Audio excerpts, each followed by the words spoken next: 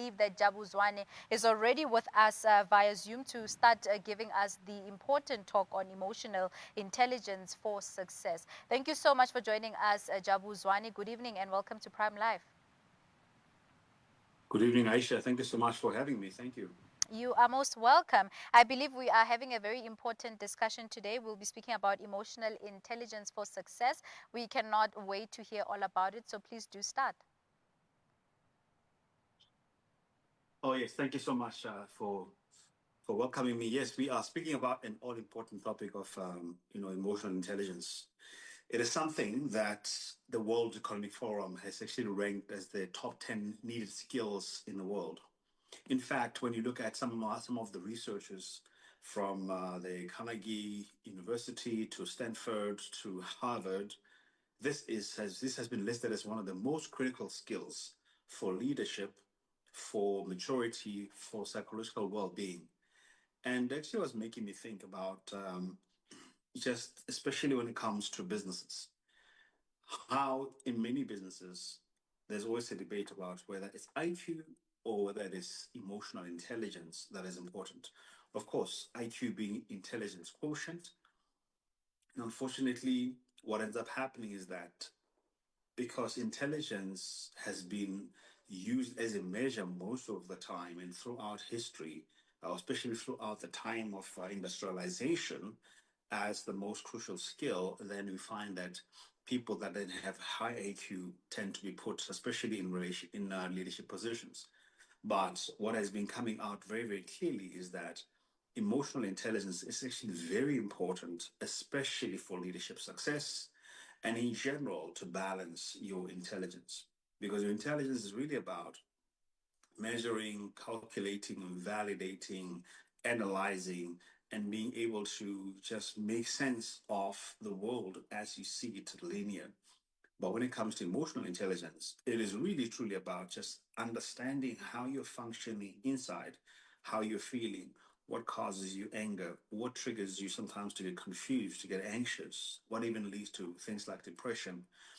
And then also being able to apply that socially to other people as well and be able to understand how your actions and affect them and how their actions affect you and be able to integrate those two to manage yourself and also to be able to manage your relationships. And this is actually some what I normally term as relationship intelligence. It was quite interesting. Last week I went to also watch this other lady that was talking. She's a psychologist, and she also mentioned this topic of relationship intelligence, and it is a real thing. And when it comes to really succeeding in life, being able to manage relationships with people, personal relationships in terms of family, friendships, and especially in terms of romantic relationships, and of course, business relationships and social relationships, these are crucial in helping us to succeed. And it always begs the question about is it only what you know that can help you succeed in life, or is it who you know? Now, those of us that have been around for some time, we've understood that what you know, yes, it is crucial as far as bringing you to certain people, but who you know is even more important, especially in terms of opening doors. We know even in our country that there's so many of us, so many of our brothers and sisters who are sitting at home with degrees, with business ideas, with certain abilities, but because of a lack of access to certain infrastructures and not knowing people, unfortunately, they still remain unsuccessful. And so I want us to tackle this topic really from that perspective. I'd like us to really understand that although IQ may help you to get a job, EQ is crucial to help you to succeed in that job. You know, some suggestions, research suggests that it is IQ that 90% of performers have. EQ, I'm sorry, that 90% of EQ, of high performers have high EQ. And yet we still have this issue where, in companies where we see that somebody performs very well technically, somebody performs very well on their own, then as a way of rewarding that high performance, we often want to give them a leadership position. But that becomes a serious problem if this person is only able to manage themselves, but is unable to manage other people. In other words, When you bring people into the space, then they start to dysfunction, start to really find it very difficult, because managing and relating to people is an element of complexity that they don't have the ability to handle within themselves, because they don't have that relational intelligence because of poor or low IQ or low EQ. And it is a suggestion of mine is even that if you are a company owner, if you are a leader, that before you decide to put that person in that position of power, have you considered, have you seen how they handle themselves between and before other people? What is the feedback that other people are saying about how they're relating to them? Yes, it may be on paper that maybe that you feel that they are deserving of some kind of reward for their work, but it becomes a catastrophic mistake if that person cannot be able to handle other people. What happens when people are given these positions and without emotional intelligence? Number one, emotion communication breaks down, because emotional intelligence is very crucial for how to communicate and to connect with people and to relate to them. Teams become toxic, leaders begin to lose trust in this leader that has been appointed. In relationships, marriages start to grow cold. In family, disconnection also happens. And no matter how smart and how competent you may be, technically speaking, if you cannot govern your emotions, it'll create a major, major burden in your relationships. And many times it can actually even compromise your character and misrepresent who you are as a person. So let's take it a bit deeper. What makes emotional intelligence emotional intelligence? Number one, as I've already mentioned, is self awareness. You may know what you're feeling, but do you understand where it comes from and what is the cause of that? And when you understand both the feeling and then where it comes from and what is the cause of that and how to manage that internally, as a starting point of emotional intelligence. The second part is about self regulation, that you don't need to let your emotions control you, but you can manage them so that they don't go out of control. And thirdly, social intelligence, that you understand how others feel and how your behavior can either help them in collaborating with you, in connecting with you, in doing what needs to be done, especially in a team setting, or how they can become a massive hindrance to that. And then lastly, it's about relationship management. Do you build healthy relationship? Do people feel psychologically safe with you, or do they always have to censor themselves, protect themselves against your outbursts, against your inability to manage your anger, your frustrations, and maybe even your words? You're harsh with your words because you don't even have the language of collaboration, of sensitivity, of compassion, of kindness, of including others and working with others well and being with others well. And it is important to really work very hard on that. There are books that you can be able to read around emotional intelligence, but most importantly, I'd say is the starting point is to start to really do some diagnostic actions by being very, as I've been using these two words, compassionately curious about why you're feeling the way you're feeling.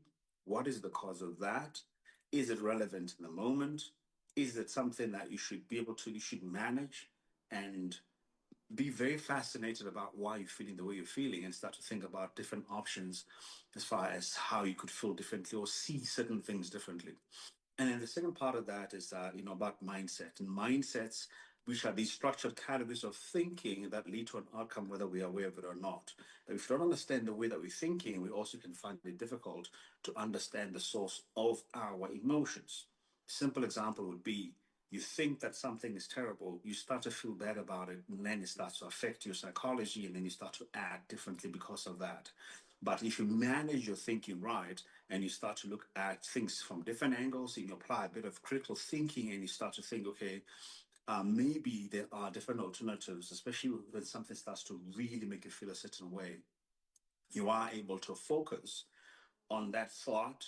You're able to analyze it, you're able to think of options, you're able to avoid behavior that will mispresent your intentions and your value and your character. You are able to, in the end, have a situation where you lead to different outcomes that are helpful to what you're trying to achieve, that are helpful to the relationships of the people that you're relating with and are part of whatever that you may be doing. It's crucial because strong mindsets also strongly shape how you feel and how you respond. So mindset is really the soil where the seeds of emotions are planted, and really understanding where how to plant them is very, very important. Why the two must work together, meaning EQ and IQ, sorry, EQ and mindset. If you have poor mindset, you'll feel deeply.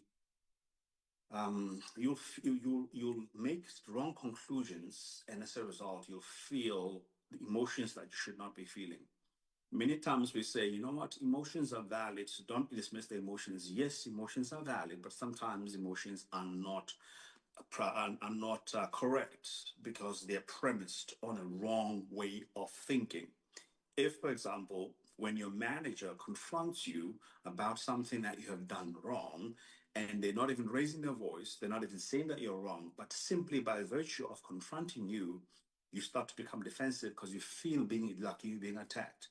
Perhaps you don't understand that in your upbringing, you used to be attacked and falsely accused a lot. And so you've developed a very defensive mindset against healthy, against a confrontation of any kind, even if it's healthy confrontation, even if it's a due confrontation. And now you start to have this attitude towards your manager, start to thinking like, you know what, this person is against me. And now you start to develop some kind of a rebellious and uncompliant, uncooperative attitude. See, although it is true that you're feeling what you're feeling, but your feeling is not correct because it is not premised on the right information, and it is not premised on you understanding and separating between your triggers and the actual incident that is triggering you, and whether that incident is really legitimately triggering you, or if it is you that needs to do a bit of inner work. Now imagine if you've got a strong mindset and you've got a strong emotional intelligence. Imagine if you are able to think correctly in most of the times about different issues that you are facing. And at the very same time, you are able to regulate, govern, and lead yourself as an entity that you understand very well. Can you imagine the possibilities as far as your ability to achieve your success, or look what your life would look like in the next couple of days, in the next couple of months, in a couple of years from now? So the solution for us is to really understand that you know we we need to look at ourselves as an entity that we need to understand the ins and outs, the workings of how we are, the relationship between the way we think, the way we feel, how that affects our neurology, how that affects our body. Because the moment that, for example, you start feeling scared, that your heart starts palpitating, and then the next thing you know, you start becoming nervous and you start becoming shaky. This begins to affect the way you speak. This begins to affect even the way that you breathe, and sometimes even the way that you see things, because you're going to start to feel like you're going to pass out. Has that ever happened to you? But when you're feeling confident that you can handle any kind of difficult situation that you're facing, you tend to breathe well. You tend to be very confident. You tend to articulate your ideas very well without worrying about who or be censoring yourself or responding even to negative feedback towards whatever you're saying, because you're absolutely sure about what you're doing. And this can help you, especially when it comes to leadership, that you come across as somebody that has very competent leadership traits. It can help you in terms of your relationships for giving stability and assurance and reliability and dependability as a person, because nobody wants to be in a relationship with somebody whose emotions are always up and down. We would like to have somebody that has a very controlled temperament, that has a degree of predictability, and in so doing, we know how to manage the relationship. There's nothing more stressful than to be in a relationship with somebody that today they're happy, tomorrow they're up there. And of course, I mean, some people do have some real issues, especially mental health issues.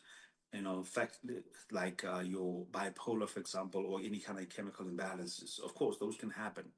But there are many, many times where people have got mood swings because of an inability to be able to control themselves and to be able to regulate their emotions and just to allow emotions to run wild in your entire system.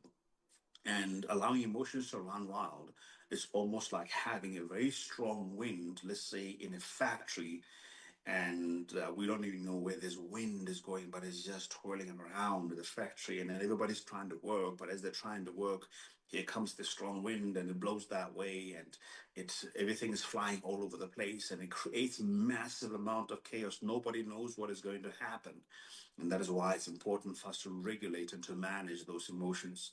I want to close off by just talking a little bit about myself, even as a Christian. That there's a very powerful verse that I love that says that, you know, it's important to be transformed by the renewal of your mind. It to be transformed by the renewal of our mind. So those things, a lot of our emotional behavior we have learned, and whatever we have learned, we can unlearn. And after unlearning, we can then relearn new things. And I want to propose to you today that if you've been having issues with managing your emotions, start to look at some of the habits, start to look at what you can unlearn, and start to look at what is that you can be able to learn new so that you can represent yourself very well. Well, it has been great. Thank you so much for tuning into Monday Motivation. My name is Jabu Zwane. Do enjoy the rest of your programming. Good evening. Back to you in the studio, Aisha. Thank you so much, Jabu Zwane, for the inspirational talk and just for highlighting the importance of emotional intelligence for success. And you know how often this topic is just overlooked, but it actually contributes to so many aspects of your life. And for you to be able to lead a successful life, it means that you should be someone that understands the importance of nurturing and mastering your emotional intelligence. But viewers at home, I hope this left you feeling inspired, motivated for you to lead your life with emotional intelligence so that you can be a successful individual. But on that high note, we will be heading over to a quick break. We'll see you after.